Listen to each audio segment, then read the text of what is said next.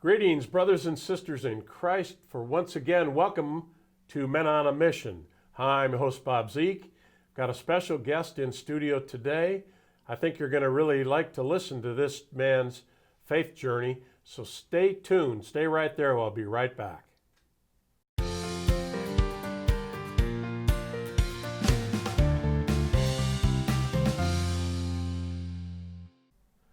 Hey, welcome back to the program, Men on a Mission. I'm your host, Bob Zeik.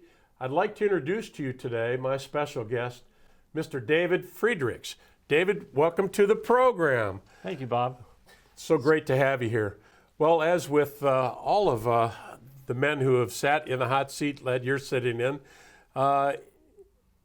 people out there are interested on men on a mission, men on a journey. So it always starts at the beginning, doesn't it? It does. So tell us a little bit about yourself, your background, and how you grew up and raised, and whether or not you're married, and how you came to the faith. Very good. Thanks, Bob. You know, many folks have different journeys, and I don't know that mine's all that unique, but I would say that certainly was born into a Catholic family. I was the fourth of 5 children. My parents were very involved in our parish down in Texas at the time. And as our family grew, I was the fourth of 5, so we had a younger brother a few years after me. And over some time, unfortunately, my parents had some challenges in their marriage, and ultimately they did wind up separating and divorcing. The reality of that was then we went into what was very common at the time, and maybe still today, but the every other weekend cadence with one parent and then the other.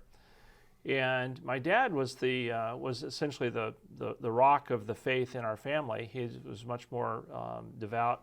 He'd been part of a Catholic family before, his parents and grandparents and family. And my mom was a Protestant, but she had become Catholic after marrying my dad. I got you. So while I lived with my mom, most of the time, every other weekend, I'd spend that weekend with my dad. And he eventually remarried, and unfortunately that meant that he wasn't going to be in the church. And so he became Episcopalian. And I think the jokes back then was Catholic light, a little bit. It was very much like he joined a very conservative church. It was in the Episcopal faith. It was very much like the church that I'd known as a Catholic growing up, with the exception of the priest's wife and children sat in the front row of the church every weekend. Yeah. But as far as the ceremony of the Mass and all that, it was very, very similar. And certainly the gospel readings and the readings and so forth, the teachings were perfectly aligned. And my dad chose that church for that reason, because he really always was a Catholic at heart. Okay. So that was kind of my formation years. Ultimately, in 8th grade-ish time frame, I was confirmed in that church, and that was my faith. So fast forward a couple of years, I'm a junior in high school, and I met my wife. We met at a high school dance, and there's plenty of great stories about that. So you have one of those relationships too, huh? I do, yes. Married your high school sweetheart? I did, yeah. We met in high school, and we dated for 5 years, and ultimately got married in the church. And I remember working with the Monsignor who married us, and he kind of got onto my wife. He said, "What have you been waiting for?" So we're our early 20s, but we'd been together for 5 years, and we got married. And she's the love of my life. We've been married 37 years now, and she's Fantastic. Certainly the love of my life, and certainly the rock of my faith as well. Oh man, that's awesome. So that's how that all started, and that's kind of what my early years were. So were you married in the Catholic Church then? We were, yeah, we absolutely were. We did all of our marriage preparation in the church, and my wife's a bit of an overachiever when it comes to faith. We had to choose between 3 programs. We could do a engagement weekend, which is much like these retreats that we might do for a parish renewal weekend or a church weekend. Right. We could do an engagement weekend, or we could do a series of meetings with the priest, or we could do a series of meetings with a married couple in the church. Well, we did all 3 of those. We only needed to do one, but my wife, again, an overachiever, she convinced me, and we did all 3. And they're very enriching experiences. Yeah. I think about... she really took the sacrament serious, didn't she? She did. She did, and she still does to this day. If throughout our time this morning, I know that my wife will come up many, many times in our conversation. That's all right. Because I definitely point to her as a strength of my faith. That's a great blessing. Should be very proud of that. I am, and she's had that strength for our family throughout the years as well. So if we fast forward a little bit, then we once we got married, we started our family. We have 3 children. They're all adult children now. We have 3 grandchildren. We're blessed with Congratulations! Them as well. Thank you. That's they are the children and the grandchildren are the blessing in our lives. There's no question about that. They can be. That's for sure. So what after you were Anglican and you get married, you kind of come back into the fold. I did. So where did who brought you along then along your spiritual journey on your mission, being a man on a mission, to really embrace the faith in a deeper, more meaningful way? Absolutely, and we have this term, cradle Catholics, and I told you before we started the program this morning that I consider myself a boomerang Catholic, because obviously born and baptized, had my first communion all in the Catholic Church, right, and then due to my parents' situation, kind of left that, did confirmation in the Anglican Church, and then my marriage prep was all in the Catholic Church. So it was very much a comeback to the faith. The Monsignor, my wife and I grew up in Texas, and so all of these events happened down there. Okay. And the Monsignor that helped us prepare for our wedding kind of noted that I had not been confirmed. And so he learned the story that I just told you. Mm-hmm. And he said, well, we're not going to have time to get that done before the wedding, but you need to do that. And so I said, okay, we'll do that, kind of in the back of my mind, someday, right? Okay. And I can tell you, in the grand scheme of things, at that point, my faith was still, the small mustard seed. I certainly spent time with my wife going to church and going through the motions, but I would say that my faith had a lot of growing room in those days. Weren't totally invested yet, as they say. Huh? that would be a good way to put it. Okay, yeah. All right. And so some time went by. I had the fortune to get transferred with the company I worked for at the time to Missouri. And I got to tell you, that from Texas, which is very different in terms of Catholicism, to Missouri, was a big change for us and for my wife. We all of a sudden found ourselves here in St. Charles County, and with the number of Catholic churches around, that we didn't have to drive a half hour to get to our church was pretty incredible. In fact, I think it took us 3 weeks to find the right church that we were supposed to live in, because we didn't, this notion of parish boundaries and where you're supposed to go that wasn't a thing in Texas. It was 20 miles to the closest Catholic church, and that's kind of where we went. And so we started off here. We became members of our parish in Cottleville, which is to this day a blessing for us, St. Joseph Parish in Cottleville. And after some time, we knew that, after a very brief time, we knew that we wanted to get engaged in our community. And I had some friends from work. My wife was complete transplant to Missouri. We had no family here or anything like that. So our social network at the time was really limited to just a few people that I knew from work.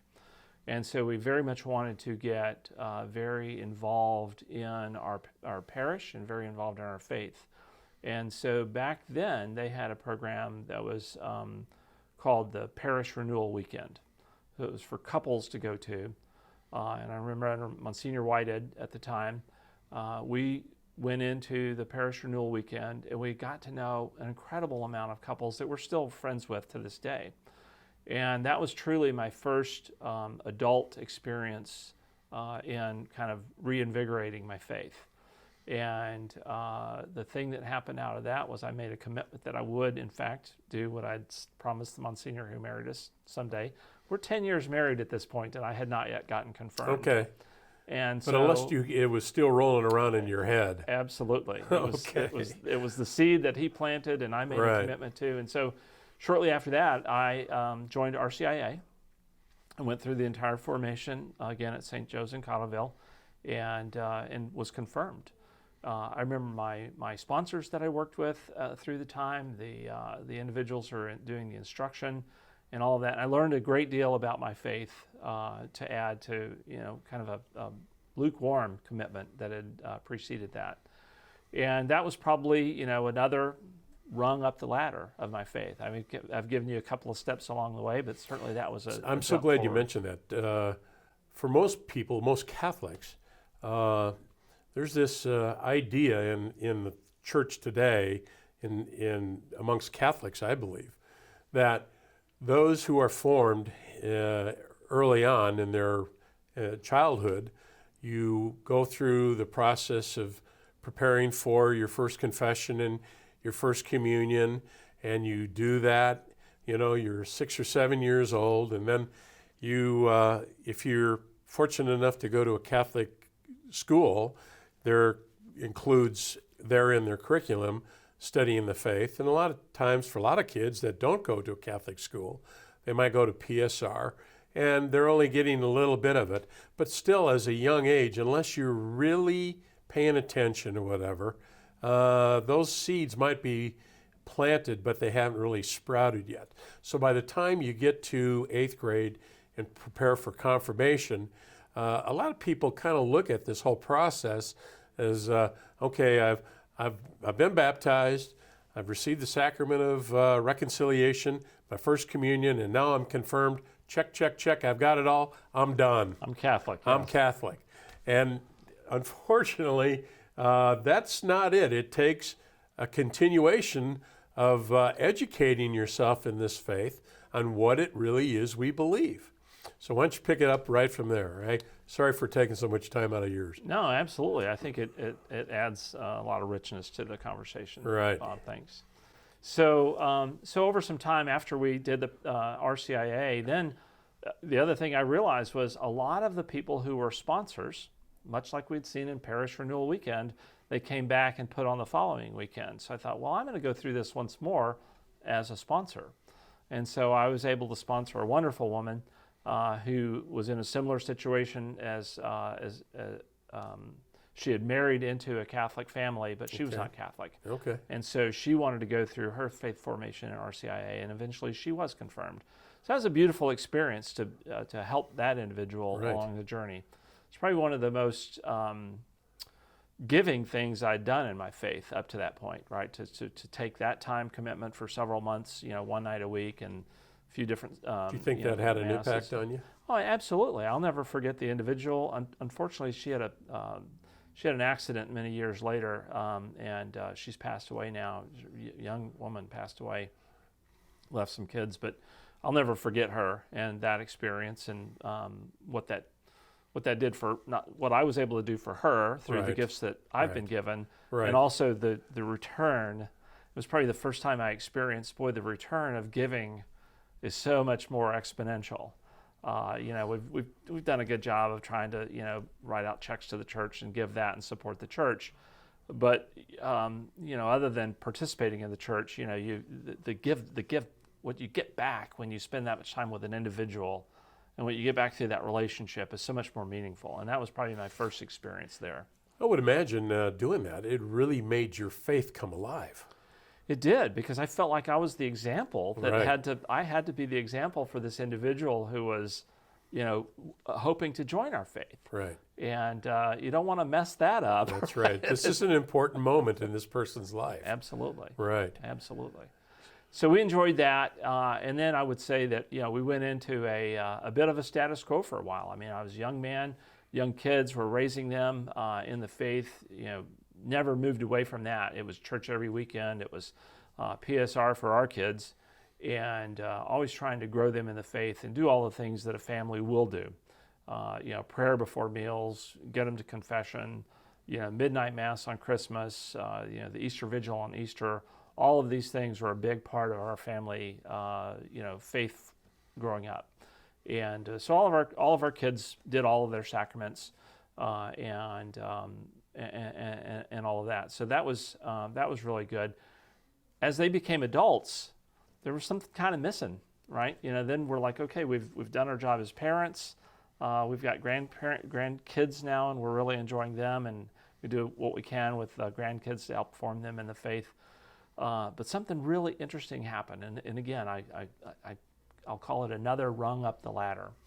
My wife went on a mission trip with Joy FM. I told you I'd talk a lot about my wife today. So the Joy FM radio station, we could talk about another radio station here, can't we? Sure. She had caught wind of their mission trip, and she joined them and went down to Ecuador on a mission trip. And she got the mission bug. And at the time, I wasn't too interested in taking off time for work for something like that. But she went and she came back and said what a great experience that was. And so the following year, I made a commitment that I would go with her. Okay. She was busy on the day of the informational meeting, so I went down to the radio station down there and got all the information, came back home, shared it with her. We agreed we would go. The next morning, I called them up and said, well, sign us up. And they said, we're sorry, we filled up right after the informational meeting yesterday. You had your chance and you blew it. So then we were troubled. We were like, well, we're called to do this for sure. What are we going to do? And through a family member, we connected with a evangelical pastor up in Canada that does this very extensive sets of missions down in Bolivia. And not to get into that in too much detail, but there's an area of Bolivia that becomes inaccessible during a rainy season and the flood season. The villages are all cut off. They have no supplies. These villages are on their own to get through this. As the water begins to recede, the first way that you can reach those villages is over water on a riverboat. You still can't get there over the land on a truck or anything like that. And this pastor's mission was a 6-week mission with a riverboat to visit about 45 villages and bring them food, medicine, doctor visits, pharmacy, some clothing, and minister to them in their faith. We would have some sort of a ministry each night. And he broke that up into 3 2-week missions and filled those with volunteers. And so my wife and I had the middle mission. We flew into Santa Cruz. We had to take a 12-hour bus ride to a village closer to the river. And then there were 16 of us that had to take 4-man plane trips out to the river in a little Cessna. That got our supplies and our people right out on the river. And that was the only way we could get there. We spent 2 weeks on the riverboat. We ministered to about 9 villages during that time. And, boy, if you want to appreciate the blessings that we have here in this country, do that, because those folks they are Christ-filled. They love life, but boy, they are marginalized folks in the biggest way. And being able to minister to those people over those 10 days was incredible. And it lit me on fire for being a missionary, if you will. The only unfortunate thing was my wife and I were the only 2 Catholics on the boat. Wow. And if you've and this is a priest who's doing this? It was a pastor. Okay, so it was a Christian evangelical. Okay, yep, exactly. All right. So my wife and I were the only 2 Catholics on the boat, and we had our own spiritual needs. Sure. In spiritual meetings during the boat where we would give witness and all these sorts of things. And the perspective that my wife and I had was always just a little bit different than everyone else on the boat. And so as much as we loved it and enjoyed the time with those folks, we also recognized we wanted to have that sort of an experience with Catholic brothers and sisters. And so we came back and we sought out a Catholic mission. And Deacon Dave Billings out of St. Joseph in Josephville, Missouri, and his wife Chris, they have been running annual missions down to South America for several years. And we connected with them, a great couple, and we've spent at least, I'm losing track now, at least 3, perhaps 4 mission trips to Guatemala and Belize. Their mission trips provide instruction, education. Typically there's a construction crew that does some sort of a work at a Catholic school or a Catholic church. I've kind of forgotten, or I mentioned a radio station earlier. We did some work at a Catholic radio station down there. And so a lot of that sort of work in parts of the world that when you show up and help, the people are so grateful and they're so gracious and they have almost nothing. But you experienced that same thing even when you were with the evangelical trip too. The point being, from a Christian standpoint, just surrendering yourself for other souls. And understand the need there to really help people who are less fortunate than us. Absolutely. So living the first, the two greatest commandments, love God first and love your neighbor as yourself. Putting that in action. And I'll tell you what, we talked a moment earlier about Bob Fry, a good friend of both of ours. He's passed away now. But Bob and his wife Jody were always supportive of Alicia and on our missions. These were expensive, and we had, haven't always had the means to be able to just cover the expense, and we could always count on them and other parishioners and other friends and family to kick in a little bit and make that, cover that gap that we needed to cover to make those trips happen. Wonderful. And we're just so blessed by so many people that have been a part of that. Our Christmas cards for many years were Christmas cards going out asking for money to support us on our mission trips, right? Yeah. And the support that we got was incredible. And we were able to take all of those people's wishes and treasures and their prayers with us as we did his work in these very remote parts of the world. And on that note, it's if you can't go, at least you can help somebody who can go by sharing in the mission, maybe by just writing the check. Right. And the benefit, God recognizes all of that and blesses everyone who gives something, time or talent, right? Time or material. Absolutely, and those are the only things we can give: our time, talent, and treasure. I mean, Right. we hear that every year during Stewardship Sunday. Right. I'm a big believer in that. When I'm in any of the ministries that I'm part of today, we talk a lot about exactly that. Doing that, now this has been kind of from the time you got married then, and really putting your faith in action, the fruits of all this on being generous with your time. How has that had a spiritual impact on you from your early years to where you are today? There were so many parts of my faith that I've taken for granted over the years. I'm going to jump around. I'm not going to get all this in chronological order, Bob. That's okay. But things like the sacrament of reconciliation. I remember when I was in Christ Renews His Parish, a group of men. And there were various positions, again, same sort of thing. You would go through it and then you would go back through it again on the formation team. And there was a certain position that gave a witness on the sacrament of reconciliation. And when they started the formation team and were asking folks, what role do you want to have? I absolutely knew without question that would be the role that I would have. I would give that witness on on the sacrament of reconciliation. And the reason behind that, because there have been times in my life when I've been very weak. I'd succumb to sinfulness in all kinds of ways. And I recognized that not only, I think we all know this, when we go to reconciliation, we're forgiven. But to draw strength from that sacrament was something that I'd never experienced before. And to be able to draw that strength from that sacrament and use that strength in my life, in my spiritual life, was something new I'd never experienced. And I'm sitting here getting goosebumps under my arms and legs just talking about it, because it was so real. And to feel the mercy of God, the outpouring of God's mercy upon you by taking part with a humble heart and begging God to forgive you of your sins. So that's the forgiveness part that I had always experienced as Right. reconciliation. When I say the strengthening part, it's that strength and that commitment to say, I am going to be better. I am going to do better, and I'll find a way. Trusting in, I absolve you of your sins in the name of the Father and the Son, and just being released from that, and part of the act of contrition, to sin no more. Sin no more. Now, we all strive for that. I still need to go to confession and be strengthened. We're not perfect. I know that. I know I am not. But it's such a great blessing, isn't it? And that was the talk that I gave in that Christ Renews His Parish.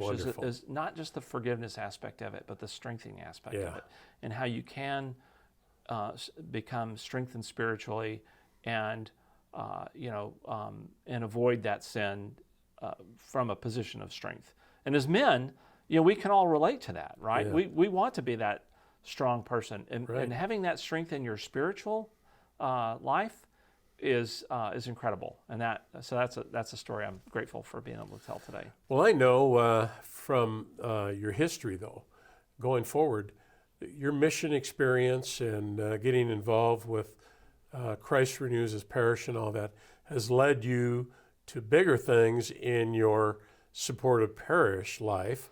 And why don't you lead us into a little bit of how you got involved with where you are now and what you're doing and why it's so important for you to do that? Absolutely, absolutely. So, so I'm a member of the Knights of Columbus, our local council, the Father William Peasall Council, and I've never been. There's a handful of guys that are very, very active in that council. I've never been that, but I've also never been the guy that just never shows up. So I'm somewhere in the middle of that. A good friend of mine passed away, and he was younger than me. He was at a council meeting. He started having chest pains, and some gentlemen took him to the hospital. They met an ambulance on the way and transferred in an ambulance, and he passed away. Didn't make it to the hospital. His name was Ron Hobbs. And I always admired Ron and all the great work that he had done for the church. And in a small way, I was called to try to fill some of the gap that was left. Ron was so active in many, many aspects of the Knights of Columbus and our parish, and he left a hole when he passed away. And there was no one man that was going to be able to fill everything that Ron did. But I prayed a lot about that and really sought out something that I could do in his memory and Wonderful. to honor him. And I volunteered immediately to become the Eucharistic ministry coordinator at St. Joe's Parish. I'd always had a strong affinity for the Eucharist. Would go to adoration. I'm going to go back to my wife. We'd go to adoration with my wife from time to time, and always felt that was a very fulfilling experience. And so to honor Ron, I took that ministry over, and I've been leading that really since he passed. So I've trained all the Eucharistic ministers at St. Joseph Parish. Help them get commissioned as Eucharistic About how long ministers. has that been going on for you now? I've lost track, but it's 6-7 years, I suppose. I'd have Wow. to look back and see how long it's been, but it's been a while. But it's interesting to note that the inspiration for you, though, came from the witness of what his giving was supporting the parish. You recognized it, and you wanted to honor him by somehow fulfilling or picking up where he left off. Just trying to, in some small way, fill that void that was left by the Right. passing of a So really he had great an man. impact on He you. did. Don't you think now, too, with everything that you're doing, that being a man on a mission, that you're blazing potential new trails for somebody who's watching what you're doing, and without looking for compensation, you're just loving the Lord and doing what God's given you the grace to do? We are, and I tell you what, when I look ahead from where we are today, one of the things that is on my to-do list, if you will, it was really a plan for 2020, but with the pandemic, it all got shut down. Back to David Billings out at St. Joseph in Josephville. My wife and I went on 3 or 4 trips with them, and he pulled me aside towards one of the end of the trips and said, "It's time for you to go do this yourself." And so I had a chat with the pastor of our parish, Monsignor Callahan, and have his full support. And so we are working to form a mission out of our parish. And we've got a very specific first job to do. And one of the trips that we were on, we were helping to finish a preschool, a Roman Catholic school in Belize. And we took it from about, in a matter of 8 days mission, we took it from about 50% done to about 70% done. That's awesome. It doesn't have to be 100% done for the school to use it, Right. but it's not quite there. Right. And one of the locals that was helping us at the time told me, "David, when you leave, this will sit and it will not be touched again until another group comes down here and works on this school." And so my commitment was, "Santiago, I'll be back with some men and we'll get this school ready for some kids to use." And that'll be our mission out of St. Joseph That's Parish. awesome. Well, what a story you've had to share with us today. You definitely have been a man on a mission. God stirs in our heart the love for Him and encourages us and gives us the grace to really spread the good news and being really live in our baptismal promises and think about all the great things you've encountered and the people you've helped, but all the great blessings that God has given you by simply saying yes to Him. Listen, David, I want to thank you for being my guest today on the program. I ask God to really bless you and your endeavors, your ministry going forward. And on behalf of the network, I want to thank you for tuning in and watching this episode of Men on a Mission. Know that we're praying for you and ask you to please pray for us and pray for men to really discover how they too are really on a mission to be drawn closer to God. So until we see you again, know that we're praying for you. God bless you all. We love you. Take care, and we'll see you soon.